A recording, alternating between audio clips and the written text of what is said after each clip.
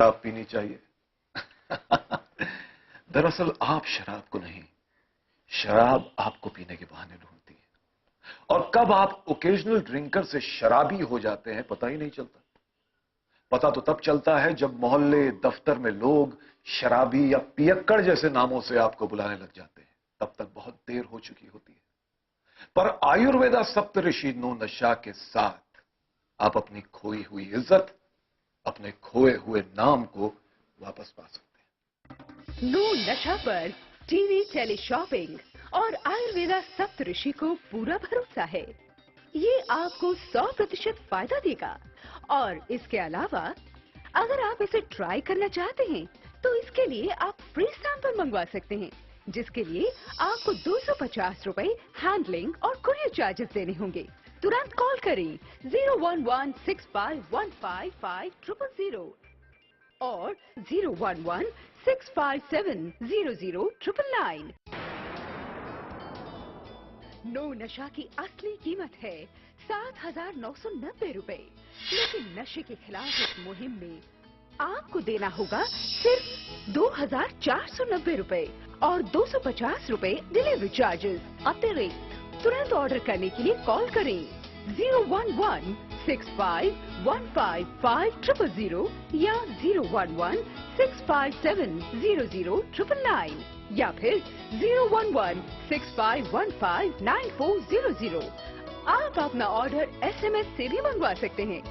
SMS करें tele space no और भेज दें 57333 पर।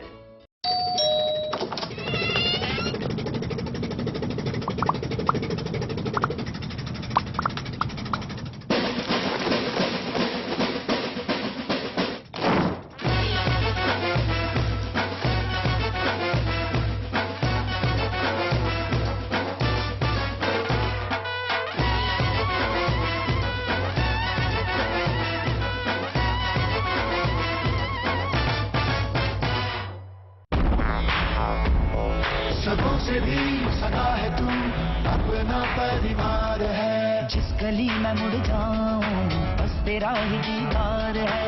जिंदगी का हीरो है वो तुझ पे जो सवार है। वन टच पावर स्टार्ट, शानदार माइलेज वाला APDV इंजन जो दुनिया की नंबर 1 बाइक चुने, यही कहे सबों से भी सगा है। हीरो स्प्लेंडर, लगे ऐसा फैमिली जैसा।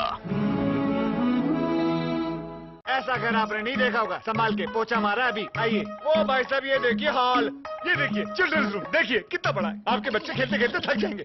हो गया, मजे ले लिए। आइए। और यह है बेडरूम, इसकी खिड़की से तारे दिखते हैं। तारे। आपको क्या लगा प्रॉपर्टी डीलर हूँ? हाँ, अरे आपको अपना घर दिखा रहा था। Pearls infrastructure. हम जानते हैं कि घर अरमान, उम्मीदों और सपनों का बना होता है, तभी तो हम घर बनाते हैं, जिंदगियां बनाते हैं। अक्षय बाथरूम कब धोगे? आज संडे है ना। फर्जी कंपनियां अब हो जाए सावधान। ट्रिपल M इंडिया कंपनी का हो चुका है भांडाफोड़। चैनल 1 न्यूज की खबर के बाद पुलिस ने कसा ट्रिपल M इंडिया पर शिकंजा। असम के बाद अब मुंबई पुलिस ने भी किया मामला दर्ज। ट्रिपल M इंडिया के निदेशक हुए गिरफ्तार। चैनल 1 न्यूज की मुहिम आखिरकार हुई सफल। आगे भी ऐसी कंपनियों को चैनल 1 न्यूज करेगा बेनकाब। खत्म हुई +2, इसके बाद करियर की चिंता। मेवाड़ यूनिवर्सिटी और चैनल 1 न्यूज लाया है एक सुनहरा अवसर। पढ़ाई के साथ साथ प्रोफेशनल ट्रेनिंग। हम देते हैं मीडिया इंस्टीट्यूट से बेहतर फील्ड, स्टूडियो और प्रैक्टिकल ट्रेनिंग, क्योंकि हम हैं चैनल नंबर 1। और हम लाए हैं स्पेशलाइज्ड कोर्स जिसमें bachelor in journalism and mass communication, master in journalism and mass communication, post graduation research integrated programme, PhD in journalism and mass communication. लगातार पत्रकारों की मांग को चैनल नंबर 1 न सिर्फ समझता है, बल्कि उस सपने को हकीकत में बदलने का जज्बा भी रखता है।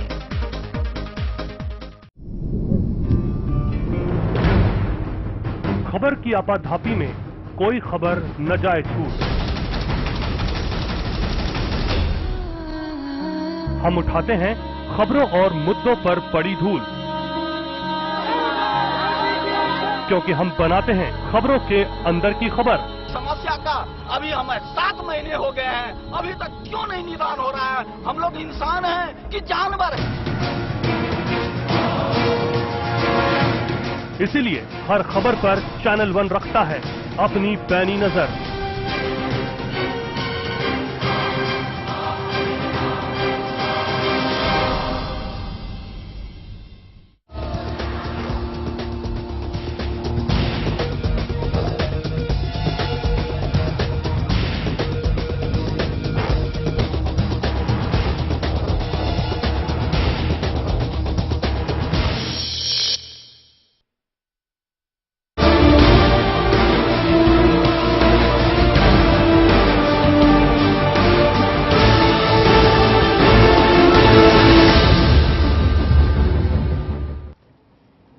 नमस्कार, आप देख रहे हैं प्राइमेट और मैं हूं सिद्धार्थ। प्राकृतिक आपदाओं पर इंसान का वश नहीं रहता, लेकिन क्या ये सोचकर हम यूं ही हाथ पर हाथ धरे बैठे रह सकते हैं?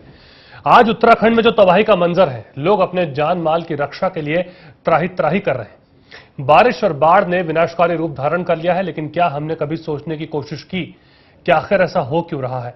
प्राकृतिक संसाधनों के असीमित दोहन से आज प्राकृतिक असंतुलन हो गया है। आधुनिक होने की वजह से और आधुनिक होने की चाह ने हमें अपने जमीन से अलग कर दिया है। प्रदूषण के कारण ग्लोबल वार्मिंग का खतरा लगातार मंडरा रहा है और जो पूरी मानव सभ्यता को लीलने के लिए तैयार है।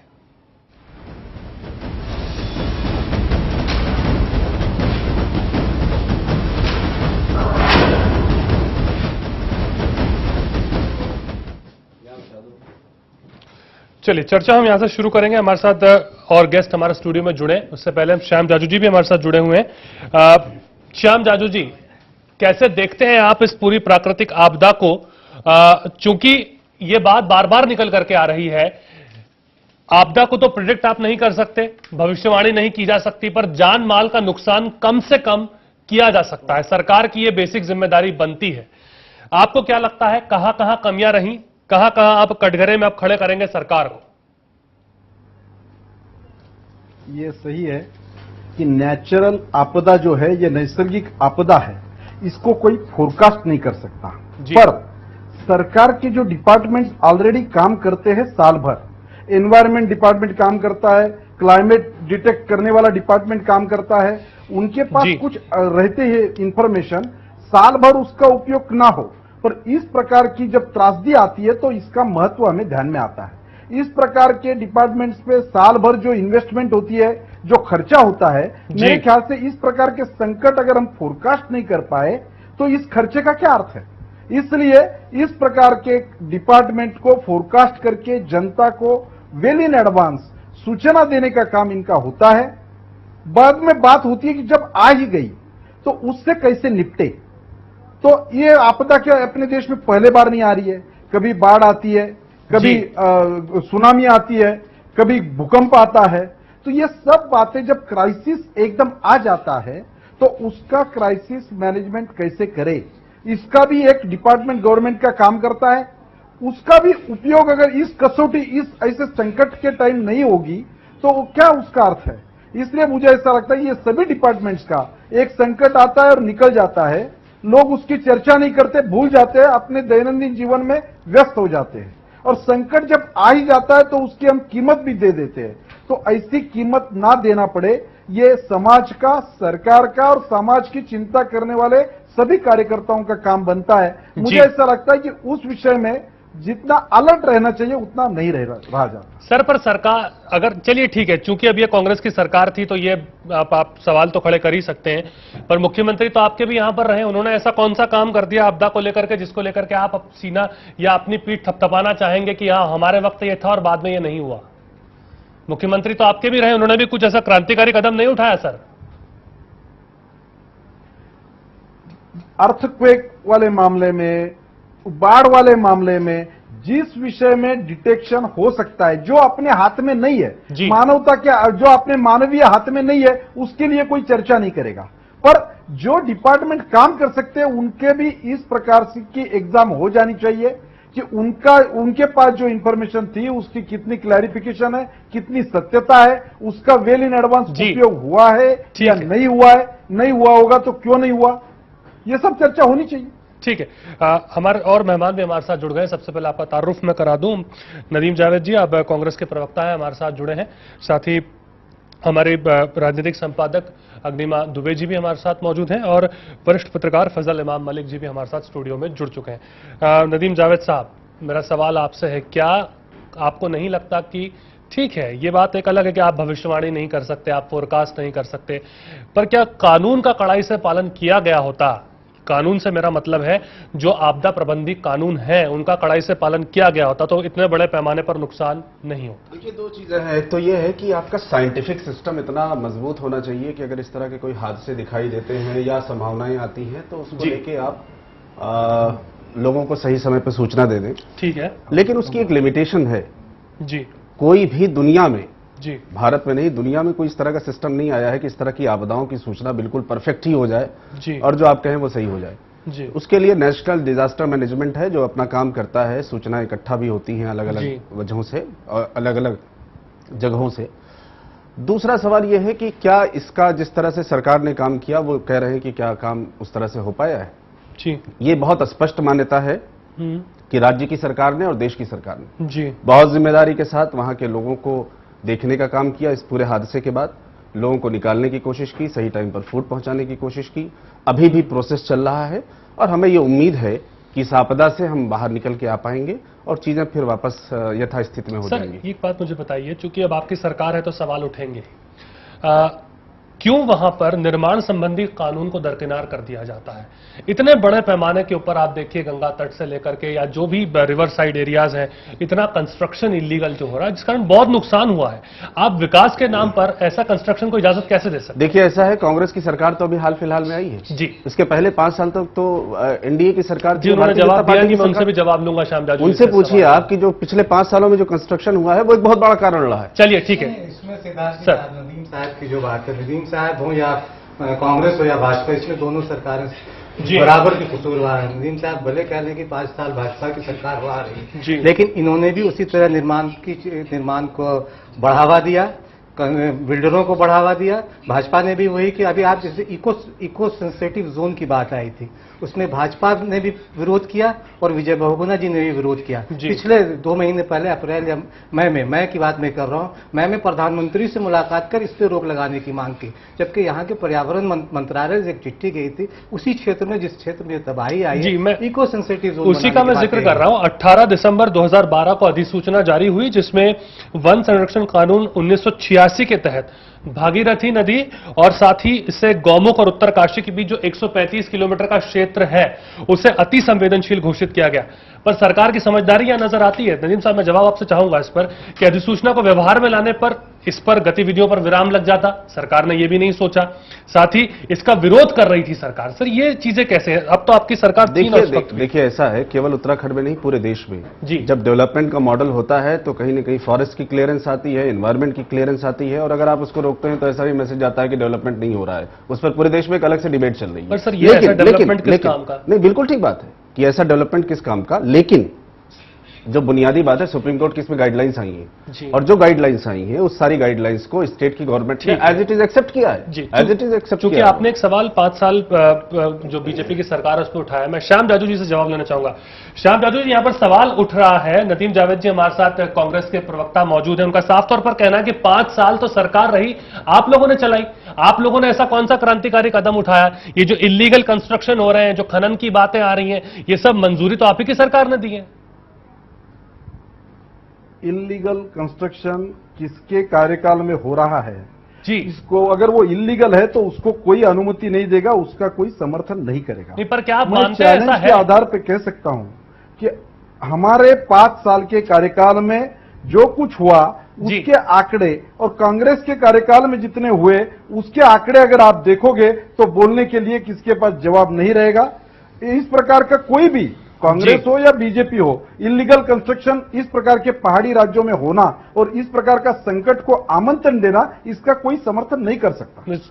इनके चीफ मिनिस्टर इसलिए हटाए गए थे लीगल कंस्ट्रक्शन और माइनिंग और माफिया इस तरह के लोगों से जो रिश्ता था, उसी वजह से खंडूरी साहब लाए गए थे, क्योंकि भारतीय जनता पार्टी के केंद्रीय नेतृत्व ने माना था कि उनके मुख्यमंत्री करप्शन में इन्वॉल्व है इस तरह की चीजों को। जी, इसमें यह है कि 2010 की बात कर रहे हैं, 2010 में भी वहाँ लगभग इस तरह की तो नहीं, लेकिन वहाँ बारिश ने जिस तरह से प्रलय मचाया था, खास के पहाड़ी क्षेत्रों में जी, उससे किसी ने सबक नहीं ली। और पिछले साल जब आपदा आई थी उत्तरकाशी में, तो विजय बहुगुणा ने कहा था, आप विजय बहुगुणा जो मुख्यमंत्री है, वो उन्होंने इस एक साल में क्या किया, उन्होंने कहा कि दैवी शक्तियों से लोगों को, दैवी आपदा है, इससे अपने दुख, अपने रहम की भीख मांगनी चाहिए। उन्होंने कोई काम नहीं किया, लोगों को सलाह दी कि तो दोनों सरकारें इस तरह जिम्मेदार है। 2010 में जब दरअसल दिक्कत एक और है कि इस तरह की आपदा जब आती है तो ब्यूरोक्रेसी और राजनीतिकों की संपदा में अचानक वृद्धि हो जाती है। ये भी एक कारण है कि इस पर गंभीरता से अस्थायी हल के लिए कभी कोई किसी सरकार ने कोई कदम नहीं उठाया जी। भारत सरकार ने नेशनल डिजास्टर मैनेजमेंट बनाया है जी। कोशिश ये हो रही है कि इस तरह के हादसे एक तो हो नहीं, अगर होने की कहीं से बात आती है तो पहले पता चल जाए। कैसा कोऑर्डिनेशन दिख रहा है ना सर जमीन पर? डिजास्टर मैनेजमेंट तो डिजास्टर ही करती रही। डिजास्टर प्रधानमंत्री की अध्यक्षता वाले अगर ये गृह मंत्री सर खुद मान चुके हैं कि वहां पर कोऑर्डिनेशन की कमी रही है, तो इस बात को कैसे फिर मान लिया जाए कि चीजें ठीक चल रही हैं? नहीं, जब देखिए ऐसा है, गृह मंत्री या भारत सरकार अपने लेवल पे प्रयास पूरा कर रही है जी, लेकिन जब इस तरह के हादसे हो जाते हैं तो आप फौरन इमीडिएटली एक दिन में या आधे दिन में चीजों को संभाल लेंगे, ऐसा बड़ा मुश्किल हो पाता है, क्योंकि 1 लाख आदमी से ज्यादा वहां पे मौजूद था और हालात इस क्योंकि आपकी सरकार है, ये चीज मानना भी मुश्किल हो जाता है। अग्निमा दुबे जी को मैं लाना चाहूंगा।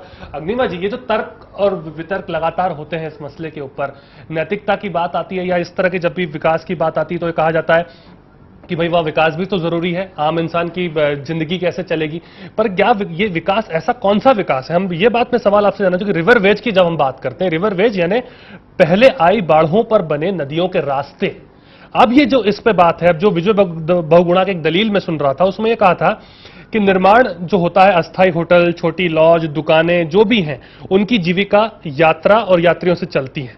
तो क्या इस दलील पर रिवर वेज में निर्माण को सही ठहराया जा सकता है? यही तो कहना चाहिए कि जो सरकारें हैं वो किस तरीके से काम कर रही है, उनको लोगों की जीवन से कोई मेरे को लगता नहीं है सरोकार है, तभी ऐसी अनुमति दे रहे हैं ना। उनको पता है कि कभी भी बहुत तेज पानी आएगा तो बारिश आएगी या बादल फटेंगे तो वो बहेंगे वहां से नाला, फिर भी दे रहे हैं, क्योंकि जैसे कि आप कह रहे हैं कि उनसे फिर वो टैक्स लगता है, टैक्स आता है तो वो सरकार के पास आता है, उनकी आमदनी होती है। अब ये उत्तराखंड और जैसे हिमाचल हैं, जो छोटे छोटे राज्य हैं, इनके लिए पर्यटन के हैं और ये जो धार्मिक यात्राएं हैं, यही सब उनके, मेरे को लगता है कि उनका साधन है। बाकी फ्रूट्स वगैरह हैं वो अलग चीज है, लेकिन और अब फोकस पावर पे हो रहा है। आप देखिए उत्तराखंड की जो भूकंप आता है, वहां पे कितने भयंकर भूकंप आए, तो पहाड़ ऑलरेडी इतने कमजोर हो चुके हैं वहां पे, तो आप कल्पना कर सकते हैं कि उसके बाद भी अगर कोई सरकार नहीं, ये भी हम दर्शकों को बता दें जिस तरह से खनन वहां पर होता है और सुरंगें जो बन रही हैं लगातार बन रही हैं, उनके लिए ब्लास्ट किए जाते हैं, उसके लिए ब्लास्ट के कारण पूरे पहाड़ मतलब कमजोर हो रहे हैं। दूसरी तरफ भूकंप आते हैं, वहां पे भूकंप के कारण ऑलरेडी कौन सी शक्तियां हैं ये जो कर रही, जो आप बता रहे हैं, ये जो बातें लगातार आ रही है, इतना बड़ा स्तर पर चल रहा है, कौन सी शक्तियां फिर अगर आप इस चीज को लेने को तैयार नहीं है, आप कह रहे हैं कि ठीक है हमने जो किया, हमारी सरकार अभी आई है, तो फिर ये शक्तियां कौन सी जो काम कर रही हैं? अभी भी काम ही कर रही हैं वो तो नहीं, शक्तियों की यहाँ बात नहीं है, बात यह है कि सरकारों को डेवलपमेंट मॉडल पे भी काम करना है जी। लेकिन अब ये नई चुनौतियां, उस डेवलपमेंट के मॉडल के जब आप डेवलप कर रहे हैं तो उसके पैरेलल कहीं ना कहीं ये समझ में लोगों के भी आ रहा है और सरकारों को भी आ रहा है जी कि उसकी वजह से दिक्कतें बहुत सारी पैदा हो रही नेचर को लेके। क्या सरकार को इस बात का डर नहीं है कि गतिविधियों पर विराम लग जाएगा तो कहा, जैसा अग्निमा जी ने कहा, जो एक इनकम होती है आने की जो शुरू होती है विकास का नंबर, वो भी तो बंद हो जाएगी? अभी तक इस तरह की बहस पूरे देश में, खासतौर से उत्तराखंड के बाद जिस तरह से शुरू हुई है, मुझे लगता है इस पे, मैं वही बात आपसे पहले कह रहा था कि सुप्रीम कोर्ट की गाइडलाइंस को उत्तराखंड की सरकार ने और दूसरी सरकारों ने भी माना है जी। लेकिन उसके बाद भी दिक्कत हो रही है, उसके बाद भी इस तरह के डिजास्टर फटकार भी लगाई सुप्रीम कोर्ट ने। मैं आपको बता दूं कि जिस तरह से काम हो रहा था पर हेलीकॉप्टर पे कितनी सुस्ती से गए, उसको लेकर के सुप्रीम कोर्ट ने कहा कि जल्द से जल्द हेलीकॉप्टर भी जाए वहां पर, तो ये बातें भी तो सुप्रीम कोर्ट सर कह रही है। सुप्रीम कोर्ट ने जो कहा है उसको राज्य की सरकार मान रही है, लेकिन आपने जो बात कही कि जी अगर खनन होगा और खनन से इस तरह की दिक्कतें होंगी तो निश्चित रूप से उस पर आगे भविष्य में काम करने की जरूरत है और सबको मिलजुल के उस पर काम करना चाहिए, सभी राजनीतिक दलों को, क्योंकि एक बड़ी चुनौती हो गई है। मैं एक दर्शकों को बता दूं, एक 300 से 350 बांध अभी प्रस्तावित हैं जिनको अभी प्रस्तावना मिलनी है, और अगर वो प्रस्तावित हो जाते हैं तो उसके बाद क्या स्थिति रहेगी ये किसी से छुपा नहीं। पर बहरहाल ये एक अलग बात हो गई। मलिक साहब, ये स्थिति जो है, हम जैसे हमने बात की, हमारे पास बेहतर उपकरण नहीं है, ये बात हम क्यों मानने को तैयार नहीं होते हैं? क्यों ये बार बार ये बात कही जाती है? हमारे पास बेहतर पूर्वानुमान लगाने के लिए 12 साल के अंदर कोई बहुत बड़ा उपकरण नहीं लाया गया उत्तराखंड के अंदर, तो ये एक्सेप्टेंसी भी तो नहीं है ना हमारे पॉलिटिशियंस। देखिए, दरअसल इच्छा शक्ति की कमी, सिद्धार्थ में बार बार कहूँ, इस देश में एक बादशाह हुआ था सिर्फ 5 साल के लिए, शेरशाह जी, और उसने अपनी इच्छा शक्ति से एक ग्रैंड ट्रायंगल रोड बंगाल से लेकर पंजाब तक बना दी थी, जो आज भी हम उसकी जब टूट जाती है तो बना नहीं पाते हैं। आज सरकार 5 साल, 7 साल, 10 साल लगा देती है सिर्फ सर्वे करवाने में। तो ये इच्छा शक्ति की कमी है। दरअसल दिक्कत ये है कि इन तमाम जगहों पे जो बात कर रहे हैं आप, सिर्फ नदियों पे घरों की बात छोड़ दीजिए, वहाँ नेशनल पार्क है, उसके बाहर भी जिस तरह से निर्माण हो रहे हैं, रेस्टोरेंट खुल रहे हैं, होटल खुल रहे हैं, इससे जानवरों को जिस तरह से तकलीफ हो रही है, जानवर बस्तियों की तरफ भाग रहे हैं उत्तराखंड में, ये भी एक समस्या आने वाले दिनों में बहुत आगे बढ़ेगी। तो ये सारी समस्या, इस पर किसी सरकार को सोचने की, ये ऑल वेदर कम्युनिकेशन सिस्टम जिसकी बात लगातार की जा रही थी, जो जैसा आप भी जिक्र कर रहे हैं सिद्धार्थ, इसमें एक छोटा सा मैं टोक रही हूँ, आप ये देखो कि कितनी गंभीर, कितनी सरकार कितनी कैजुअल है, या हमारा जो सिस्टम क्या है एडमिनिस्ट्रेटिव कितना कैजुअल है। जो मैट का जो हमारा डिपार्टमेंट है वो हफ्ते की भेजता है वहां पे उत्तराखंड में पूरा, मतलब अब कह रहा है कि हम हर 2 दिन में जो उस एरिया की है तब हम डिटेल आपको हर 2 दिन में देंगे। अभी भी हर घंटे देने को तैयार नहीं है, 2 घंटे भी देने को तैयार नहीं है। तो आप देखिए कि इतने, जहां पे इतनी आपदा का मतलब हर साल होती है, वहां पे अगर हफ्ते में वो उसकी डिटेल रिपोर्ट भेज रहा है वेदर की, केवल हफ्ते में, तो कैसे आप देखो काम चलेगा। अगर यही चीज 2-4 दिन, 2 दिन 3 दिन पहले भी करें तो आप सचेत करके यात्रा रोकी जा सकती थी। क्या मतलब बहुत सारे सवाल उठते हैं इसमें कि कोई पूरा सिस्टम ही फेलियर। जो हम क्या, जो मौसम की भविष्यवाणियां हैं उसको भी हल्के में लिया जाता है, कहीं ये भी बात आपको लगती कि लगता है यार मौसम की भविष्यवाणी ठीक है, वो तो बोलते रहते हैं होता रहेगा, एक एटीट्यूड भी आ गया है ना सब। मैं मीडिया को भी इसमें लेना चाहूंगा, मैं मीडिया को अलग नहीं रख रहा हूं। नहीं, वो फिर जैसे कि आपने कहा कि मशीनें नहीं हमारे पास, बहुत क्या, अब ये इतना टेक्निकली मेरे को आइडिया नहीं कि कितनी आधुनिक हमारे यहाँ जो है उनके पास मशीनें, लेकिन इतना इंटरनेशनल लेवल पे हर जगह सब पता लग जाता है आजकल किस तरीके की स्थिति है, कहाँ सुनामी आ रहा है, कहाँ पे बारिश होनी है, तेज कहीं हो रही है। लेकिन जो एक बारीकी के साथ एक पर्टिकुलर स्टेट को रख के एक डिटेल जिसे कहते हैं कि एक दी जानी चाहिए रिपोर्ट, वो तो हफ्ते की देते हैं। आप देखिए हफ्ते की, ये भी मतलब इस समय में जो हम कौन सी 21वीं सदी में जा रहे हैं तब भी ये चीज है। नदीम जावेद जी, आप थोड़ी देर में आपको रोकना चाहूंगा क्योंकि छोटे से ब्रेक का यहाँ पर वक्त हो गया। ब्रेक के बाद जब हम लौटेंगे, नदीम जावेद जी की बात तो हम सुनेंगे ही, पर एक और बहुत अहम पहलू है प्रदूषण, जिसके ऊपर अभी तक डिस्कशन नहीं हो पाया है कि किस तरह से पहाड़ों में प्रदूषण बढ़ रहा है और उस कारण से क्या समस्याएं सबके सामने आ रही। छोटा सा ब्रेक, जल्द लौटते हैं।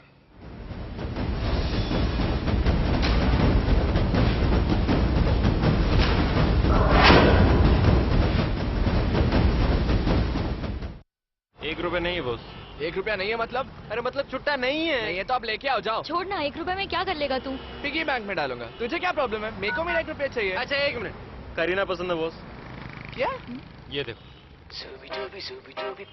क्या ये वीडियो है? ₹1 में।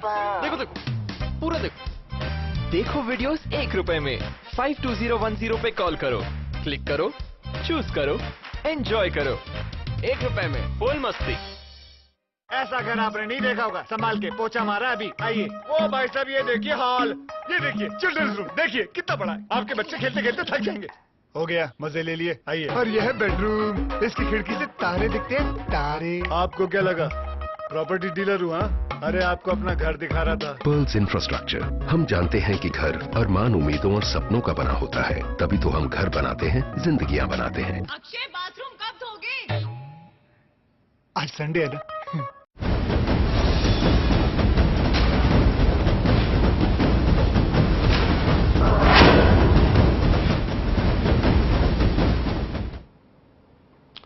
स्वागत आपका ब्रेक के बाद। उत्तराखंड में कुदरत के कहर ने कितनी जिंदगियां ली हैं ये अब तक साफ नहीं है, लेकिन हजारों की मौत के गम में डूबे देश के सामने एक बड़ा सवाल खड़ा हो गया है। बीजेपी की सरकार हो या कांग्रेस की, दोनों ने ही पहाड़ों और नदियों के साथ इस कदर खिलवाड़ किया है कि आज वो मौत बनकर हम पर टूट रही हैं। ऐसे में बड़ा सवाल यह है कि भयानक तबाही का जिम्मेदार आखिर है कौन? क्या विकास बनाम विनाश की लड़ाई छिड़ चुकी है जिसमें मौत आम हो?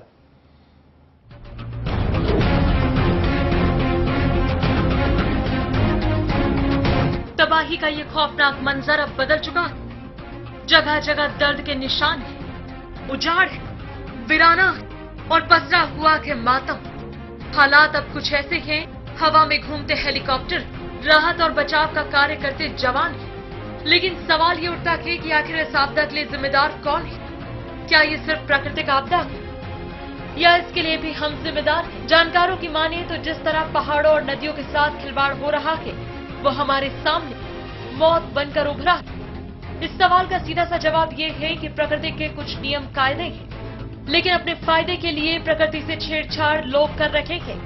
इसी छेड़छाड़ का नतीजा हमें बेमौसम बरसात, बाढ़, भूकंप और ग्लोबल वार्मिंग जैसी चीजों के रूप में सामने देखने को मिलता है। इंसान ने अपने फायदे के लिए प्रकृति का जमकर दोहन किया। इसी कड़ी में उत्तराखंड भी शामिल है। बिजली बनाने के लिए नदियों की धाराओं को रोककर बांध बनाए गए। अब भी 427 बांध बनने बाकी हैं, जबकि 100 बांधों पर काम चल रहा है। इन परियोजनाओं ने पहाड़ों को छलनी कर दिया है। जंगलों की अंधाधुंध कटाई की गई। उत्तराखंड में 1970 में 84% से ज्यादा जंगल थे, लेकिन साल 2000 तक ये महज 75% ही बचे। अनुमान के मुताबिक आने वाले 100 सालों में जंगलों की तादाद महज 34% ही रह जाएगी। सड़क निर्माण से लेकर दूसरे कामों के लिए पहाड़ों को विस्फोट के जरिए तोड़ा जा रहा है, जिसके कारण लैंडस्लाइड में भी इजाफा हुआ है। विशेषज्ञों की माने तो सबसे ज्यादा नुकसान उत्तराखंड को जल विद्युत परियोजनाओं ने पहुंचाया है। एक बांध के लिए करीब 5 से 25 किलोमीटर लंबी सुरंगें बनाने के लिए विस्फोटकों का सहारा लिया गया है। ये विस्फोट भूस्खलन के लिए सर्वाधिक जिम्मेदार है। विशेषज्ञों ने बताया कि बांधों के निर्माण के लिए पहाड़ों पर किए जा रहे बेतहाशा डायनामाइट विस्फोटों से जर्जर हो चुके पहाड़ों की भीतरी जलधाराएं रिसने लगी है। इससे पेड़ों को मिलने वाली नमी कम हो गई है। बहरहाल प्राकृतिक आपदा पर भले ही हमारा जोर ना हो, लेकिन इसके लिए एक हद तक हम भी जिम्मेदार हैं। अगर जल्द ही ठोस कदम नहीं उठाए गए, इस तरह की प्राकृतिक आपदाएं एक बार फिर इंसान को अपना शिकार बनाएंगी और हम बेबस, लाचार, आंसू बहाने के अलावा शायद ही कुछ कर पाएंगे। Bureau report, channel 1 news. चलिए आगे बढ़ते हैं, चर्चा शुरू करेंगे। नदीम जावेद जी, आप कुछ कह रहे थे, अपनी बात रख लीजिए। आपसे पहले भी कह रहा था और वो रिपोर्ट इस बात की तरफ इशारा भी करती है, वो ये है कि आपको विकास के बीच में और नेचर के बीच में एक बैलेंस बनाने की जरूरत है। बात सरकारों की नहीं है, बात राजनीतिक दलों की नहीं है, आज जरूरत देश की है। और चूंकि कहीं ना कहीं बिजली भी जरूरी है, सड़कें भी जरूरी है, इंफ्रास्ट्रक्चर भी आपको चाहिए जी। और आपको नेचर को भी बैलेंस रखना है कि कहीं उस पर ऐसा ना हमला हो जाए कि पूरी मानवता पे ही एक तरह से भारत में खतरा पैदा हो जाए। ये एक सामंजस्य बनाने की जरूरत है और मैं समझता हूं कि उस दिशा में काम शुरू भी हो चुका है काफी हद तक और आगे उसको और साइंटिफिक तरीके से काम करना। ठीक है, पर सर ये काम तो सरकारें ही करेंगी ना, ये कोई और तो करेगा नहीं। बिल्कुल बिल्कुल। पर जब सरकारों का रवैया हमने इस रिपोर्ट में देखा, 350 बांध बनने हैं, 100 पे काम हो रहा है, ये सब सर विकास की आड़ में विनाश को नहीं पनपाया जा रहा? नहीं, आप देखिए ऐसा है, विकास की आड़ में विनाश, इलेक्ट्रिसिटी की भी जरूरत है आपको, है कि नहीं है? पर सर बिजली तो नहीं बनता दिख रहा ना। सबको रोड चाहिए कि मैं कांग्रेस की बात नहीं कर रहा, मैं स्पष्ट कर दूं। मैं उससे ऊपर उठ के, बीजेपी और कांग्रेस से ऊपर उठ के मैं राष्ट्र की बात कर रहा हूं। आपको मैं वही बात आपसे कह रहा था कि बांध किस लिए बन रहे हैं या बिजली की परियोजनाएं किस लिए है कि बिजली लोगों तक पहुंचे जी। लेकिन जो परियोजनाएं बनेंगी, बिजली पहुंचेगी, उसके पैरेलल कहीं ऐसा ना हो जाए कि उसमें तमाम तरह की चीजें पैदा होके और सर वो हो रहा है, हादसा हो गया। वो हो रहा है, तो ये हो तो रहा है, ये तो आप मानते हैं ना? बिल्कुल हो रहा है, बिल्कुल। उसका कहीं ना कहीं इंपैक्ट तो है ही है। किसको जिम्मेदारी देंगे आप? नेचर पे अटैक हुआ जी, नेचर ने उसको कहीं ना कहीं काउंटर कर दिया। ठीक है, तो इसकी जिम्मेदारी कौन ले फिर? देखिए, इस तरह की चीजों की जिम्मेदारी कौन ले सकता है? एक आदमी, एक सरकार, कोई एक व्यक्ति जिम्मेदार नहीं ले सकता। ये तो राष्ट्रीय आपदा है, पूरे देश की आपदा है, सब लोग इसमें सबको लड़ाई लड़नी पड़ेगी। एक बात सिद्धार्थ, मैं कहूंगा कि ठीक है कि विकास होना चाहिए, लेकिन विकास के लिए जिस तरह के पैमाने तय होने चाहिए, सरकारों ने इस पर ध्यान नहीं दिया। भले आप दलाइल नदीम साहब या जाजू साहब अपनी अपनी दलील दे के हमने, लेकिन दिक्कत ये होगी कि जिस क्षेत्र की में विकास हुआ, कंपनियों को जो ठेका दी गया, उनके लिए वो क्षेत्र सिर्फ दोहन का एक जरिया रही। उन्होंने इस क्षेत्र को लागू अपने तो लिए नहीं लग पाता ना, हाँ, वही उस क्षेत्र को अपने लिए इस्तेमाल किया। वहां वो किसी तरह के भी ब्लास्ट कर रहे हैं, धमाके कर, जबकि वहां की स्थितियों को देखकर किस तरह का निर्माण होना चाहिए, कितने कितने कितने इसके इस तक धमाके होने चाहिए, और वहां के स्थानीय लोगों को परामर्श लेकर इस पे चर्चा होनी चाहिए थी, जो नहीं किया कंपनियों ने। उन्होंने अपने फायदे के लिए इन चीजों का अपने तरीके से इस्तेमाल किया, इसलिए ये सारी दिक्कत हो रही है। अग्निहोत्री मुझे कुछ कह रही थी। मैं यही कह रही थी कि जो सरकारें, जैसे नदीम जी कह रहे हैं, सरकारें ही इसमें सबसे ज्यादा जिम्मेदार हैं, क्योंकि पॉलिसी वही बनाते हैं, नीतियां वही बनाते हैं, फैसले वही करते हैं। तो ये जो नेक्सस है ना पॉलिटिशियंस का और बिजनेस उनका लोगों का, वो जो नेक्सस है वो काम कर रहा है। और जो आम जनता है वो अपनी, जैसे कह रहे हैं कि छोटे से नाले के नीचे भी वो घर अपना दुकान बनाने के लिए तैयार है, उसको पता है कि वहां से बहेगा, लेकिन उसकी जीविका के लिए कोई नहीं सोच रहा है। लेकिन जो बड़े बड़े जो प्रोजेक्ट्स हैं उनमें आप देखिए, जब भी प्रोटेस्ट होता है उनके खिलाफ तब उनकी आवाज दबा दी जाती है। आप उठा लीजिए, शायद फजल जी ज्यादा बता सकेंगे कि कितने इस तरह के आंदोलन होते हैं इसके खिलाफ, बांधों के खिलाफ, पावर प्रोजेक्ट के खिलाफ, तो उनकी आवाजें दबा दी जाती है, चाहे बीजेपी की सरकार हो चाहे कांग्रेस की सरकार हो। बीजेपी की सरकार ने जो थे निशंक, इन्होंने कितने बिना सोचे समझे जो पावर प्रोजेक्ट्स को मंजूरी दी, बांधों को मंजूरी दी। तो ये जो कहना चाहिए ना कि एक नेक्सस है, क्योंकि पैसा आता है, आप काम करो और आमंत्रण भी आप है ना, उनकी कंपनी को अपना फायदा होगा। आप पॉलिटिशियन जो कहते हैं कि कमीशन मिलता है उसको तो साफ है ही। तो पूरा जो एक नेक्सस काम कर रहा है वो जो अच्छी नीतियां हैं उसके लिए कोई सोच नहीं रहा है फिर सरकार। एक चीज सिद्धार्थ जी मैं खाली बता दूं, सिद्धार्थ जी यहाँ बता दूं कि भले विजय बहुगुणा जी को पता नहीं क्या उत्तराखंड के बारे में पता नहीं, लेकिन इनके पिता हेमवती नंदन बहुगुणा ने जब 8वीं पंचवर्षीय योजना तैयार की जा रही थी तब इन सब मुद्दों को लेते हुए योजना आयोग को पत्र लिखा था कि किस तरह इस पहाड़ी क्षेत्र में किस तरह योजनाओं को लागू किया जाए। लेकिन दिक्कत यह है कि किसी भी सरकार ने नहीं, और बहुगुणा जी की रिपोर्ट को कौन मत, दिग्विजय सिंह तो पूछते कि क्या कैग ने भी इसके अंदर अपनी वो भविष्यवाणी कर दी। तो ये एटीट्यूड जो हो रहा है लगातार, इससे भी निपटने की जरूरत है। श्याम जाजू जी, मेरा सवाल आपसे बिल्कुल सीधा है, ठीक है अभी आप सवाल तो उठाएंगे क्योंकि कांग्रेस है सत्ता के अंदर और आगे भी उठाएंगे, पर आप मुझे बताइए ऐसा कौन सा काम 5 साल में बीजेपी ने किया इन सब चीजों को रोकने के लिए और इन आपदाओं को कम करने के लिए? ऐसा है, ये पहाड़ों, नदियों, निसर्ग का, ये प्रकृति का संरक्षण करना ये मानवता के लिए आवश्यक है। ये अभी सिद्ध भी हो गया है जी, इसके लिए कोई बहस करने की जरूरत नहीं है। सर कम तो किया जा सकता है, जानों की मरने वालों की संख्या तो कम की जा सकती है ना। ये बांधों का निर्माण, बिजली का प्रोजेक्ट, ये भी इसका भी उपयोग आदमियों के लिए होना है, मानवता के लिए होना है। सवाल इसमें बैलेंस कर इससे होने वाले नुकसान को हम कैसे टाल सकते हैं, ये सवाल है। तो सर क्या बैलेंस हो रहा है? सभी पार्टियों के पास है। इसलिए इस प्रकार जैसे पेड़ कम ना हो, इसलिए एकाध पेड़ अगर कोई रास्ते में बीच में आ रहा है और उससे ट्रैफिक को कंट्रोल करना है तो वो पेड़ हटाना है, तो एक पेड़ हटाने के लिए वैसे 5 पेड़ लगाने का प्रावधान कानून में है। अब ये कानून का इंप्लीमेंटेशन और क्रियान्वयन जब नहीं होगा तो पेड़ों की संख्या कम होगी, खेती की जमीन कम ना होना। आपके सवाल का जवाब कम ना हो। राजनीतिक आरोप और प्रत्यारोप में बिल्कुल जाना नहीं चाहता था, लेकिन एक बहुत बुनियादी बात है, नारायण दत्त तिवारी जब चूंकि उत्तराखंड उत्तर प्रदेश का हिस्सा था और उत्तर प्रदेश से अलग होकर उत्तराखंड बना था, नारायण दत्त तिवारी जी चीफ मिनिस्टर बने और जो 5 साल का उनका कार्यकाल रहा था उसमें बहुत सारी चीजें इस तरह से बनी थी उस जमाने में, और खासतौर से उसको जब आप स्टडी करेंगे माइक्रो लेवल पे तो जो योजनाएं थी वो इस तरह की चीजों को देखते हुए बनी थी। लेकिन जो किसी पे आरोप लगाने की बात नहीं है, लेकिन निशंक जी की जो सरकार थी जी, ये सारे पावर प्रोजेक्ट, ये जिसको आप कह रहे हैं कि उत्तराखंड के अंदर जो सुरंगें बनी है 20-20, 25-25 वो 5 साल में बनी पिछली बीजेपी सरकार में।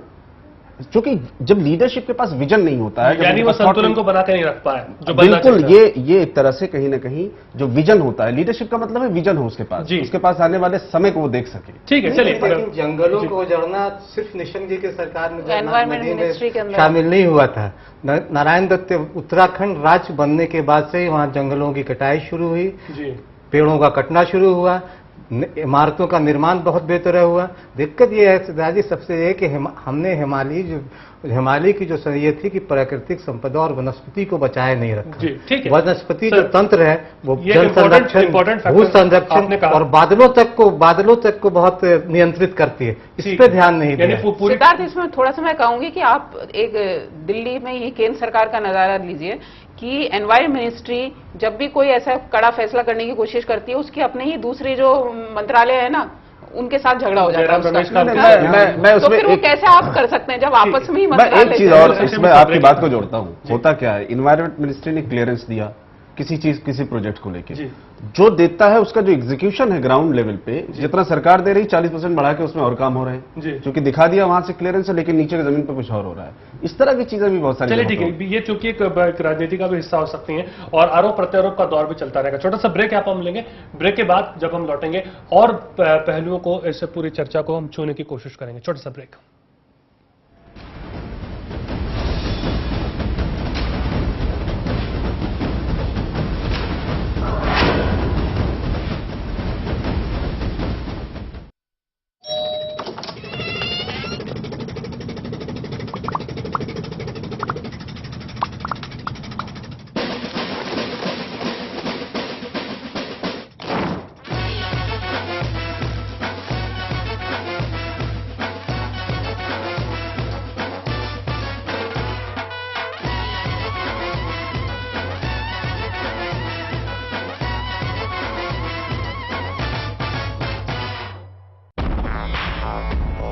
सदों से भी सदा है तू, अपना परिवार है।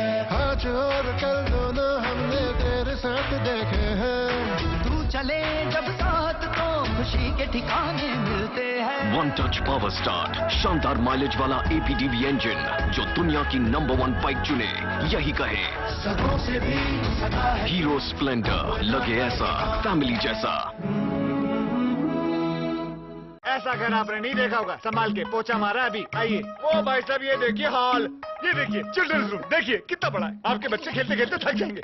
हो गया, मजे ले लिए। आइए, और ये है बेडरूम, इसकी खिड़की से तारे दिखते हैं, तारे। आपको क्या लगा प्रॉपर्टी डीलर हुआ? अरे आपको अपना घर दिखा रहा था। पर्ल्स इंफ्रास्ट्रक्चर, हम जानते हैं कि घर अरमान, उम्मीदों और सपनों का बना होता है, तभी तो हम घर बनाते हैं, जिंदगियां बनाते हैं। अक्षय, बाथरूम कब धोगे? आज संडे है ना। फर्जी कंपनियां अब हो जाए सावधान। ट्रिपल एम इंडिया कंपनी का हो चुका है भांडाफोड़। चैनल 1 न्यूज की खबर के बाद पुलिस ने कसा ट्रिपल एम इंडिया पर शिकंजा। असम के बाद अब मुंबई पुलिस ने भी किया मामला दर्ज। ट्रिपल एम इंडिया के निदेशक हुए गिरफ्तार। चैनल 1 न्यूज की मुहिम आखिरकार हुई सफल। आगे भी ऐसी कंपनियों को चैनल 1 न्यूज करेगा बेनकाब।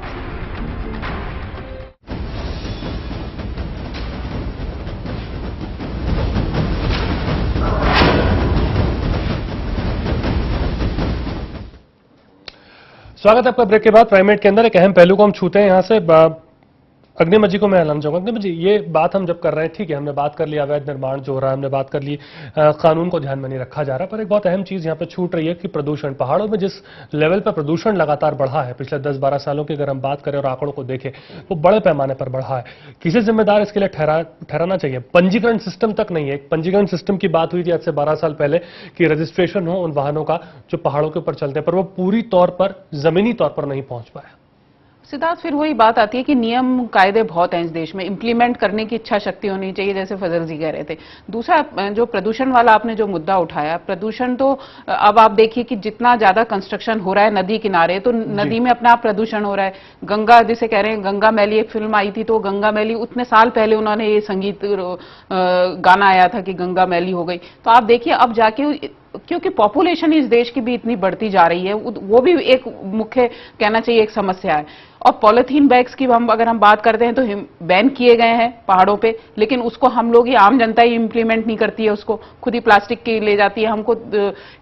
तो इसमें आम जैसे प्रदूषण में एक जो बेसिक पहाड़ों पे, क्योंकि वो प्लास्टिक तो वो खत्म होता नहीं है, वो पेड़ों में या कहें या दिल्ली में भी आप देखें, कहीं भी देखें समस्या। तो इसमें केवल सरकारों का ही नहीं रोल है, मतलब जो जनता है उसका भी रोल है, मतलब उसको भी हमको नहीं भूलना चाहिए, मतलब और एक बड़ा भूमिका है इस पूरे को हम प्रकृति को बचाने में, आम जनता की भी जितनी ज्यादा बड़ी भूमिका है। ये भी आम आदमी को भी इससे दूर नहीं रखा जा सकता, क्योंकि जैसे आपने कहा गंगा मैली है, तो उसके मैली होने के पीछे के कारणों को मैं आम आदमी भी। सर कुछ कह रहे हैं आप? मैं ये कह रहा हूं कि बात सिर्फ उत्तराखंड की नहीं है। ओडिशा में एक बड़ा सवाल है आयरन ओर की माइनिंग का, वहां पे मल्टीनेशनल्स आए हैं। आंध्रा में बात हो रही है, कर्नाटका में बात हो रही है, कर्नाटका में रेड्डी ब्रदर्स का इतना बिल्लारी का शोर मचा। तो इस तरह से कहीं ना कहीं जो नेचुरल रिसोर्स हैं, उन नेचुरल रिसोर्स पे पूरे देश में बड़े कारपोरेट हाउसेज ने अटैक किया है, और आज कहीं ना कहीं जागने का समय आ गया है कि अब इसको लेके कि जो विकास का और नेचुरल रिसोर्स का जो बैलेंस है वो बहुत जरूरी हो गया है। चलिए ठीक है, आपने लिया तो नवीन जिंदल का भी नाम लगातार इसके अंदर आ रहा था, वो भी मैं बता दूं। बहरहाल ठीक है, वो अपनी जगह एक बात हो सकती है। मलिक साहब, ये जो बात आपने सुनी, सरकार की परेशानी है कि उसे विकास भी करना है, विकास न हो तो सरकार सत्ता में कैसे आए। अब वो विकास इतना हो रहा है वहां पर कि विनाश भी हो रहा है। तो ये जो एक यहां पर एक मायाजाल सा फैली, उलझ गया है पूरा मैटर। ये संतुलन तो सर कहीं बनता नहीं दिखता है, जिम्मेदारी भी कोई लेने को तैयार नहीं है। नदीम भाई ने एक बड़ी अच्छी बात की, कॉर्पोरेट घरानों का पहली बार इन्होंने कम से कम माना कि कॉर्पोरेट घरानों का दखल बढ़ा है। मुझे लगता है कि इस दखल की वजह से सारी चीजें गड़बड़ हो गई हैं, जो विनाश देख रहे हैं, जो चीजें देख रहे हैं। आपने जिस प्रदूषण का जिक्र किया, उत्तराखंड में वो बहुत सारी चीजें लागू। आप बहुत दिलचस्प बात बताऊं कि वहाँ मकान का नक्शा अगर उत्तराखंड में आप देहरादून में पास करवाते हैं तो वहाँ ये एकदम अनिवार्य है कि आप अपने घर में एक पेड़ लगाएंगे, लेकिन आप जाके देखिए जो नए मकान बन रहे हैं, इस कानून का कहीं इम्प्लीमेंटेशन नहीं हो रहा है। हिमाचल प्रदेश की बात करें, वहाँ फिर भी स्थिति कुछ बेहतर है, प्लास्टिक बैग वहाँ बैंड है पूरे। आप अगर प्लास्टिक बैग लेकर रास्ते में कहीं जाते हुए दिख गए तो आपको तत्काल जुर्माना लग जाएगा। सिगरेट पीते हुए पकड़े जाए तो आपको जुर्माना लग जाएगा। थूक अगर आपने फेंका कहीं तो जुर्माना लग जाएगा। और अभी अभी उन्होंने वाहनों पर भी एक टैक्स, ग्रीन टैक्स लगाया कि बाहर से जाने वाले तमाम वाहनों पर ये इम्प्लीमेंटेशन हुआ और लोगों ने इसको माना। तो कैसे फिर लोगों से उम्मीद कर ली जाए कि लोग ही सब सुधार लें? सरकारें फिर किस लिए हैं? नहीं, सरकार ने वहां इंप्लीमेंट किया, सरकार ने इसको लागू किया और इच्छा शक्ति वहां दिखाई दी और इसको लोगों ने नहीं माना। तो जाहिर है कि दूसरी जगह जहां वहां सरकारों ने ढिलाई बरती, सरकारों ने अब इच्छा शक्ति नहीं दिखाई, इसलिए ये हाल है। ठीक है, एक बात यहाँ पर श्याम जाजू साहब, मैं आपके पास इसलिए आ रहा हूं, आप ठीक है राजनीतिक तौर पर मुद्दों को उठाना भी गलत नहीं है, आपका हक है, पर सर ये जो मुद्दे जो वाकई बुनियादी मुद्दे उसको भी तो विपक्ष नहीं उठा रहा, आप लोग नहीं उठा रहे। हमने कभी नहीं सुना कि कहा हो कि बेहतर उपकरण लाइए, विपक्ष लड़ रहा है बेहतर उपकरणों के लिए, या फिर सिस्टम को ठीक किया जाए वहां पर पंजीकरण का जो है प्रदूषण को लेकर के, उसमें सर आप लोग क्यों आगे नहीं आते? करनी चाहिए, wider interest of the nation और जनता, हमारी लड़ाई लड़ने का हमारा अधिकार है। पर ये सब बातों के लिए जो रूलिंग पार्टी है उसकी विल पावर कम पड़ती है। और सर पर आप भी नहीं उठा रहे। एक नया मुद्दा मैं आपको बता रहा हूं, जब केंद्र में कांग्रेस की सरकार थी और राज्य में हमारी सरकार है, तो हमारे कितने प्रपोजल हम आपको बताएंगे कि जिसके लिए हमने प्रस्तावित किए लोगों के हित के लिए, पर केंद्र उसमें डिस्क्रिमिनेशन कर रही। क्यों? हमारी सरकार नहीं है नीचे। इस प्रकार का डिस्क्रिमिनेशन से वहां जितना पैसा की आवश्यकता है, इस प्रकार के इंस्ट्रूमेंटेशन वहां पर करके सर फिर ये आरोप तो फिर केंद्र से भी लग रहा है, ये आरोप तो फिर केंद्र से भी लगेगा ना? बिल्कुल, विल पावर का सवाल है। सर कहां है ये विल पावर? आप लोग क्यों इस मुद्दों को नहीं उठाते हैं? उठाइए ना, किसने रोका है आपको? श्याम जाजू जी, जब इस प्रकार का डिस्क्रिमिनेशन हुआ है। नहीं, श्याम जाजू से एक चीज पूछना, आप जिस विल पावर की बात कर रहे हैं, आपके सरकार के दौरान स्वामी निगमानंद ने खनन के लेकर आमरण अनशन किया, उसकी मौत हो जाती है और निशंक जी ने कभी, आप तब निशंक जी वहां के मुख्यमंत्री थे, उन्होंने उसको देखने तक की जहमत नहीं हुई। बाबा रामदेव अस्पताल जाते हैं, वहां जाके उसको देख लेते हैं, लेकिन स्वामी निगमानंद जो लंबे अरसे तक भूख हड़ताल पर रहा, वहां कौन सी इच्छा शक्ति की जरूरत थी? वहां तो उसकी वो जिस मुद्दों को लेकर लड़ाई लड़ रहे थे उस पर कभी आपने जिक्र नहीं किया। और इसमें सिद्धार्थ मैं कहना चाहूंगी कि उमा भारती ज्यादा सक्रिय ना हो जाए पार्टी में, तो उनको गंगा बचाओ आंदोलन का काम दे दिया है। जादू साहब ऐसा क्यों होता है? नहीं, निगमानंद जी को मिलने के लिए भी उमा भारती जी वहां पर गई थी, हमारे लोग गए थे, पर निगमानंद जी का जो अनशन चल रहा था वो कोर्ट के ऑर्डर के खिलाफ चल रहा था। उसमें उनको सपोर्ट करना मतलब कोर्ट की आज्ञा का उल्लंघन होने वाला था। इससे कोई भी संत की ऐसी बताइए सर, ये राजनीति क्यों इसके ऊपर? अब आप जब कोई आदमी जब आंदोलन है तब आप कह देते हैं कि सब जुडिस मैटर है, उस पर हम कुछ कह नहीं सकते, तो सर कैसे काम चलेगा? आप ये बैलेंस बताने की जो बात हो रही है, फिर कौन से तरीके हैं जिनसे प्राकृतिक संसाधनों का शोषण रोका जा सकता है? निश्चित रूप से लोगों का अलर्टनेस, अवेयरनेस इस पे बढ़ाना पड़ेगा। कोई भी राजनीतिक शक्ति अपने खुद के व्यक्तिगत क्षुद्र स्वार्थ के लिए इस प्रकार का कॉम्प्रोमाइज करने लगी तो क्या ये करना चाहिए, हम करते हैं जी। सर क्या जो 5 साल आपकी सरकार रही, उन्होंने जो किया, अब उसका किया हुआ कांग्रेस सरकार को भोगना पड़ रहा है? कि इस बात से इत्तेफाक रखते हैं आप कि नहीं, आपने जो किया बिल्कुल ठीक था? कोई भी इलीगल कंस्ट्रक्शन का समर्थन हमारे कार्यकाल में भी हमने किया नहीं जी। कानून का उल्लंघन करके और जनता के हित पर जिसका ऐसा नुकसान होगा, ऐसा एक भी बात का हम समर्थन कभी करते नहीं और कभी नहीं करेंगे। ठीक है जावेद साहब, निशंक को क्यों हटाया था, उसका तो जवाब दे दें। निशंक हटे इस वजह से थे। नहीं, वहां तो कई निशंक जी ने कई जो हाइड्रो पावर प्रोजेक्ट को मंजूरी दी, जिसमें बाद में कोर्ट भी गया, कोर्ट ने उनकी खिंचाई की थी और बाद में तब उनको मजबूरन वो बंद कर देना पड़ा था। दूसरी चीज सतरुजिया ऋषिकेश में जिसमें जमीन का मामला था, जिसको लेकर बहुत मामला उलझा और भाजपा के कई नेताओं के नाम आए। तो जाजू साहब जो चीजें हैं सामने उसका जवाब तो आपको भी देना पड़ेगा और चूंकि कांग्रेस अभी है उसको भी जवाब देना पड़ेगा। अभी कोका कोला प्लांट को लेकर वहां बहुत सिद्धार्थ जी प्रदर्शन हो रहे हैं, वहां कोका कोला का प्लांट लगाया जा रहा है और गांव वाले बहुत परेशान। उन्होंने सचिवालय तक कूच किया है, पिछले महीने की बात है। तो ये आप स्थानीय लोगों की भावनाओं का कोई सरकार ख्याल नहीं रख रही है, वो सिर्फ कॉर्पोरेट घरानों का ख्याल रख रही है। कम से कम नदीम साहब ने भी इस बात पे सहमति जताई। मुझे अच्छा लगा कि उन्होंने कॉर्पोरेट घरानों का इसमें मैं ये कहना चाहूंगी कि 91 में जब कांग्रेस की सरकार थी नरसिम्हा राव की, तब ओपन करा गया था पूरा ग्लोबलाइजेशन और पूरे ये विकास का एक नया मॉडल लेके हम देश में आए थे। तो वो जो शुरू हुआ तब उसके बाद बीजेपी की सरकार भी आई, तो किसी ने भी ठीक है आप ओपन कर रहे हैं चीजों को, बहुत आप निर्माण कार्य में कर रहे हैं, बहुत पैसा ला रहे हैं, बाहर से प्रोजेक्ट्स ला रहे हैं, लेकिन उसका जो तालमेल था वो 91 से अगर वो तब से शुरुआत से ही अगर वो पॉलिसीज में झलकना शुरू होता शायद, तो वो अभी तक जिसका हम कह रहे हैं ना कि जो दुष्परिणाम दिख रहे हैं हमें वो नहीं दिखते। पूरा एक ओपन पूरा चीज को कर दिया गया था बिना सोचे समझे। 91 में रिफॉर्म किया क्यों गया? इसलिए किया गया कि सोवियत रूस के टूटने के बाद दुनिया की जो इकोनॉमिक पॉलिसी थी वो एक तरह से बदल गई और ये लगा कि ओपन बाजार आप नहीं करोगे और भारत को उस रास्ते पर नहीं ले जाओगे तो बहुत मुश्किल हो जाएगी। ठीक है, रिफॉर्म शुरू हुए। रिफॉर्म जब शुरू हुए तो रिफॉर्म कोई भी चीज जब शुरू होती है तो उसका एक पॉजिटिव पक्ष होता है और एक उसका निगेटिव पक्ष होता है। तो पॉजिटिव पक्ष बहुत सारा रहा है और है भी और आगे रहेगा भी। उसकी कुछ कमियां भी होती हैं, उस कमियों पे काम करके उसको इंप्रूव करके उसको बेहतर करने। सबसे बड़ी कमी आप क्या मानते हैं? आपने आपदा देखी, क्या लगता है कमी कौन सी है? ऐसा लगता है सर, मैं पर्सनली पूछ रहा हूं इस आपदा को लेके। और जो एक बात आपकी बात का भी मैं जवाब दे दूं कि कारपोरेट हाउसेस को लेके भी या कारपोरेट घरानों को लेके या जो डेवलपमेंट का मॉडल है उसको लेकर कांग्रेस बहुत क्लियर है कि आम आदमी के सवाल पर और आम आदमी की जरूरतों पर कोई समझौता पार्टी और सरकार करने वाली नहीं है। नंबर 1। नंबर 2, जो आपने कहा कि हो क्या सकता है, हो ये सकता है कि विकास का जो मॉडल है विकास भी हो लेकिन नेचर के साथ और जो जरूरतें हैं उसके साथ कहीं कॉम्प्रोमाइज नहीं। उसके लिए मैं कमियां पूछ रहा हूं आपसे, क्या कमियां दिखी आपको? जो आपदा हुई अभी, इस आपदा में क्या कमियां दिखी आपको? कुछ तो देखिए सर। मैं आपके स्टूडियो में सारे फैसले कर लूं कि साहब ये रीजन रहे जिसकी वजह से आपदा आई। सर आप कमियां भी नहीं देख रहे हैं, आप भी कह रहे हैं कि सब आपने बीजेपी का बोलिए। मैं तो सिर्फ ये सर निकलेगा नहीं। मैं तो आपसे ये कह रहा हूं कि इसको अभी ये पूरा कंप्लीट हो जाए जी और राहत कार्य कंप्लीट हो जाए, उस पर साइंटिस्ट बैठेंगे, लोग बैठेंगे कि मूल कारण क्या था, इंक्वायरी कमेटी बैठेगी, उसकी रिपोर्ट आएगी।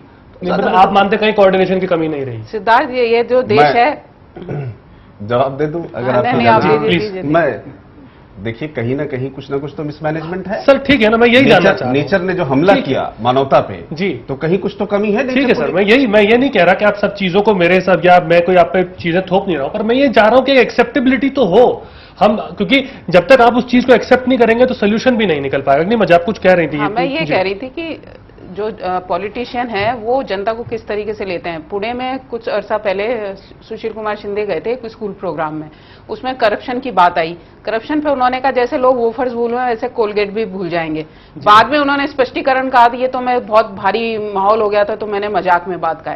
तो पॉलिटिशियन आम जनता की मुश्किलों को इसी तरह लेते हैं कि आज आया है ये त्रासदी और थोड़ा वक्त गुजर जाएगा, सब कुछ वैसा का वैसा चलेगा। अब ये हमें ये देखना होगा कि आने वाले समय में किस तरीके से हम जो जनता है वो कितना प्रेशर बना के रखती है, ये भी देखना होगा। नहीं, अब जैसे ये आपदा हुई, अब आने वाले दिनों के अंदर कांग्रेस को ये बात तो कहने को अब मिली है ना कि अभी सत्ता तो हमें अभी भी मिली है, हमने तो अभी कुछ हमारा तो कुछ 60 साल से कांग्रेस के पास रही है, क्योंकि 5 साल इसके पहले बीजेपी के रहे हैं। 5 साल की बात नहीं है ये, कुछ सरकार अगर हम पूरे देश का अगर हम उस पे चलें तो सरकार तो कांग्रेस की ज्यादा रही है, बीजेपी की मैं कोई पक्ष नहीं ले रही, बीजेपी का बहुत कम समय रहा है। तो नीतियां कांग्रेस की मूलतः बनाई गई हैं, उसमें भी बीजेपी जो है बीजेपी भी उसी धारा में बह गई है। तभी कहते हैं कि पार्टी अब वो डिफरेंस वो जो कहती है अपना उसका जो स्लोगन है वो नहीं रहा है। ठीक है। अग्निवा जी की बात में मैं जोड़ा, उन्होंने बहुत जो चीज उठाई है मुद्दे, बहुत अच्छी बात कही उन्होंने कि जो सारी चीजें जो है हमने विकास की बात तो की, विकास के मॉडल को तो अपनाया, लेकिन चीजें जिस तरह से अभी आपने अब जिस भागीरथी नदी की बात कर रहे हैं, भागीरथी टेहरी बांध बनाया गया सिद्धार्थ जी, और वो दुनिया का 5वां सबसे ऊंचा बांध है, लेकिन पर्यावरणविद इसको लेकर बहुत चिंतित है। लाइक ऐसा कहा जाता है कि 8.4 और वो क्षमता के हिसाब से प्रोडक्शन भी नहीं कर रहा, और वो प्रोडक्शन भी नहीं है और भूकंप रोधक है वो, ऐसा कहा। लेकिन अगर कोई खुदा न खास्ते वहां पर्यावरण की विद लोग कह रहे हैं कि वहां ज्यादा क्षमता का भूकंप कभी भी आ सकता हो, और अगर ऐसा होगा तो प्रलय होगा, क्योंकि आप जानिए कि सिर्फ 63 मिनट में 80 किलोमीटर ऋषिकेश उसका पानी पहुंच जाएगा, जिसकी ऊंचाई 260 मीटर होगी। हरिद्वार 80 मिनट में पानी पहुंचेगा, जिसकी ऊंचाई 232 होगी, और दिल्ली मेरठ वगैरह 92 घंटे में वो पहुंच जाएगा। सिद्धार्थ, हम तो भूकंप दिल्ली का आप कंस्ट्रक्शन देख लीजिए, मतलब आप दूर उत्तराखंड क्यों जा रहे हैं, दिल्ली की हम बात कर ले। दिल्ली में तो शीला दीक्षित की सरकार है 15, दिल्ली में जिस तरह के कंस्ट्रक्शन हो रहे हैं, इधर बेल्ट में ये पूरे जो भूकंप वाले इसमें एनसीआर में जो कंस्ट्रक्शन हो रहे हैं, घरों का निर्माण हो रहा है, सब चीजें हो रही हैं, कोई ध्यान नहीं दे रहा। अगर भूकंप आता है, अगर दिल्ली में जिस तरह का कहते हैं कि इतना कभी भी आ सकता है, बहुत 10 लाख से ज्यादा लोग प्रभावित होने वाले हैं। यहाँ तो करोड़ जनसंख्या दिल्ली की, आप सोचिए। एक चीज और होती है जो प्रैक्टिकल प्रॉब्लम है और उसको एक्सेप्ट भी करना चाहिए कि लोगों ने घर बना लिए। दिल्ली की बात चूंकि आपने की, थोड़ा बहुत हम लोग देखते हैं जमुना पार वगैरह में और बाकी जगह होते, कंस्ट्रक्शन हो गया, और जब कंस्ट्रक्शन गिराने की बात आती है, एनडीएमसी या एमसीडी गिराने की शुरू करती है, तो पॉलिटिकल प्रेशर बनने लगता है, लोग खड़े हो जाते हैं, बड़ा पॉलिटिकल मूवमेंट खड़ा हो जाता है कि अरे साहब ये बने बनाए घर हैं, इसको कैसे गिरा रहे हैं। तो पहले अनुमति कैसे दी गई, वही नेक्सस है ना, किसी भी लेवल पे है नेक्सस कि आपका कंस्ट्रक्शन के पैसे आपने दिए, आपने बना लिया घर। चेक करने जाते हैं कि वो पूरी आपके डिजास्टर मैनेजमेंट की पूरी गाइडलाइंस हैं कि किस तरह के घर दिल्ली में बनने चाहिए या एनसीआर ये पूरे बनने चाहिए, कोई फॉलो ही नहीं करता है उनको। तो वो नीचे का नेक्सस है, वो खा रहे हैं पैसा जो इसकी परमिशन देता है। तो ये उत्तराखंड और हिमाचल की तबाही नहीं, आप तो अब दिल्ली, आप इधर दिल्ली की भी ये प्रॉब्लम है, दिल्ली की भी प्रॉब्लम ये है कि एमसीडी तो बीजेपी के पास है, उसमें मैं बीजेपी कांग्रेस में नहीं आना चाहता, लेकिन पिछले 2 बार से एमसीडी उनके पास है, और जब से वो आए हैं तब से कंस्ट्रक्शन ज्यादा हो रहा है। अब जाजू जी कहेंगे इस पे, जाजू जी बताइए आप क्या कहेंगे। तो दोनों सरकारें कर रही हैं। दरअसल इस पॉलिटिकल बात की आपने कहा कि पॉलिटिकल मूवमेंट हो जाता, तो पॉलिटिकल मूवमेंट तो दोनों हुआ है। इसका पूरा श्रेय कांग्रेस का तो है ही है जी। हमारी सरकार कई छूट-फूट टाइम पे आई है, बाकी आज तक क्रियान्वयन नहीं हो रहा। कानून सब अपनी जगह पे है, कानून का क्रियान्वयन नहीं होना, ये भी ठीक है, अधिकारियों को अलर्टनेस नहीं होना और जनता अवेयर नहीं रहना, ये सब आजादी के बाद का कांग्रेस का श्रेय, ये कांग्रेस भी नकार नहीं सकेगी। सर आपकी सरकार इतने लंबे समय एक ही सवाल का जवाब नहीं दे रहे हैं कि निशंक जी को मुख्यमंत्री से क्यों हटाया गया था।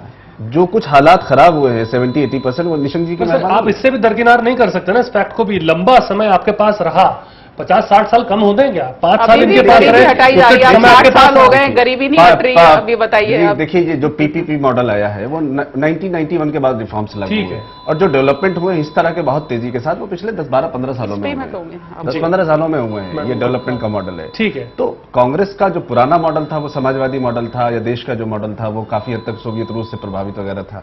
लेकिन अभी बहुत तेजी के साथ विकास हो रहा है, लेकिन जब विकास हो रहा है तो चैलेंजेस भी आ रहे हैं। अब उस पर काम करने की कहने की आवश्यकता है। सिद्धार्थ, मैं ये कहूंगी कि आज ही मैं देख रही थी कि जो पीपीपी मॉडल की बात कर रही है वो जो कांग्रेस भी उसमें शामिल है और बीजेपी की सरकारें भी शामिल है, क्योंकि इसमें प्राइवेट आप लोगों ने शामिल कर लिया। तो आपने सोशलिज्म की तो बात ही आप छोड़ दीजिए, क्या सरोकार रहा? जब प्राइवेट पार्टी आपके विकास मॉडल में शामिल इस तरीके से होगी तो उसको तो पूरा पैसा ही कमाना है ना, आपको वो खैरात में तो देनी ही पैसा। देखिए ऐसा तो ये भी आज ही मैंने इसमें पढ़ा है कि इस पे भी बहुत बड़े सवाल उठ रहे हैं कि ये जो पीपीपी मॉडल पे सरकारें चल दी हैं, ये भी चलिए ठीक है, पीपीपी मॉडल ये अपनी जगह को नहीं, ये पीपीपी मॉडल इसलिए कि हर चीजों में आप निर्माण में सब चीजें यही तो शामिल है ना सिद्धार्थ। पर ये सरकार शामिल है निर्माण में और प्राइवेट पार्टी के पास, गवर्नमेंट ऑफ इंडिया के पास या राज्य सरकारों के पास भी जो आवश्यकताएं हैं, जो जनता की जो अपेक्षाएं हैं, रिसोर्सेज नहीं है, तो रिसोर्सेज का मॉडल आपके पास डेवलपमेंट का क्या होगा? सर, ये सिर्फ कह देना कि पिछले अब तो 5 साल बीजेपी की सरकार रही, अब हम क्या करें, तो ये भी सर ठीक थोड़ी है। इसको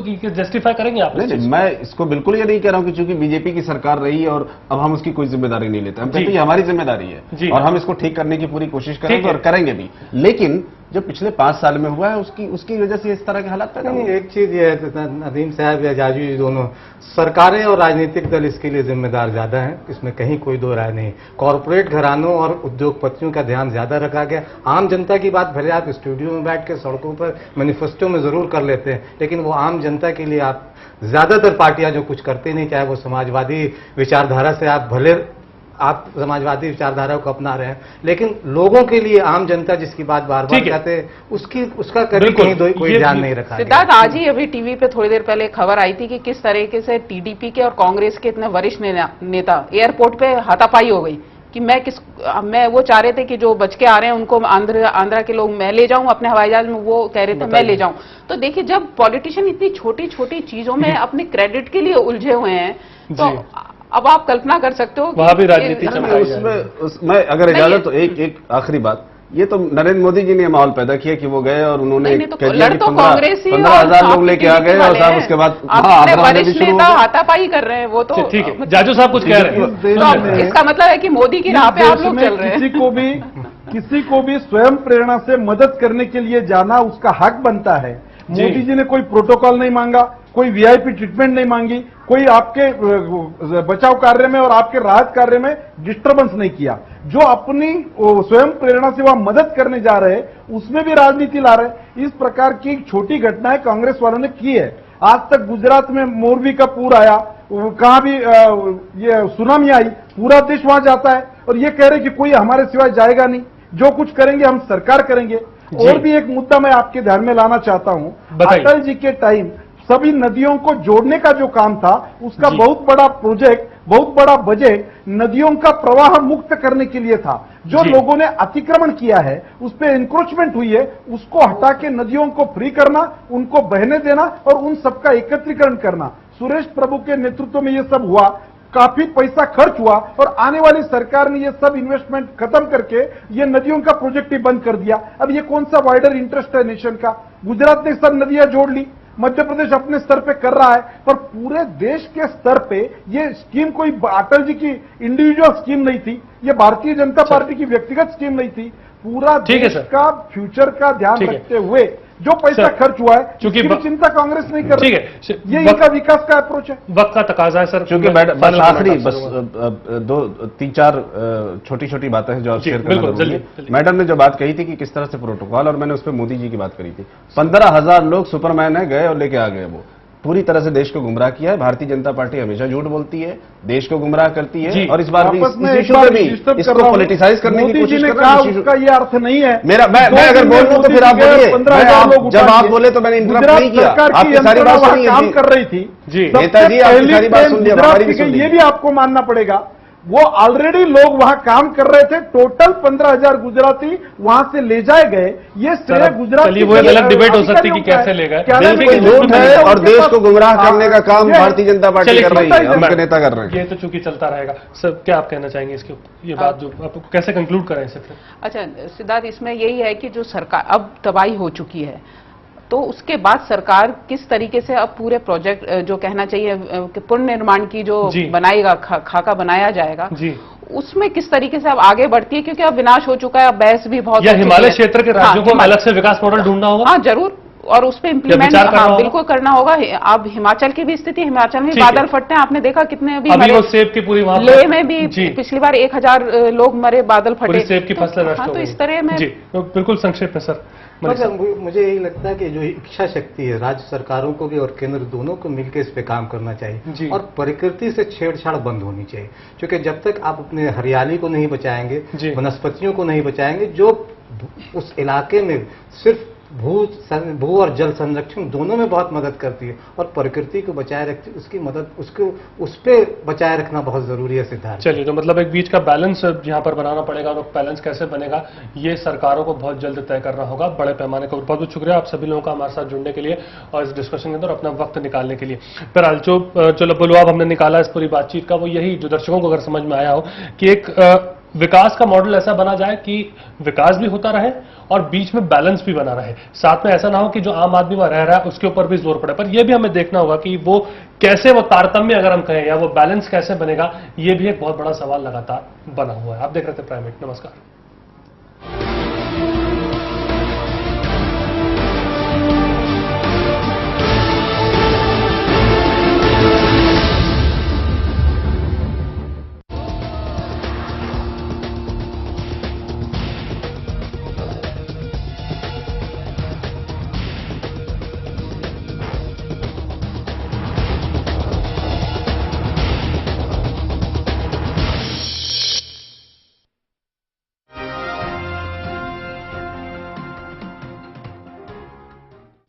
घर पर टीवी के आगे बैठकर तो हमने कई नशा मुक्ति के विज्ञापन देखे होंगे, लेकिन इन सब से समाधान नहीं निकलते।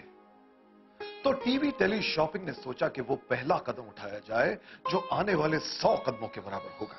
दोस्तों, हम सभी जानते हैं कि किसी भी प्रकार का नशा जानलेवा हो सकता है। हैरानी की बात तो यह है कि खुद नशा करने वाले भी इस बात को जानते हैं। इसलिए हमने लोगों से जानने की कोशिश की कि आखिर वो नशा क्यों करते हैं। आप भी सुन लीजिए।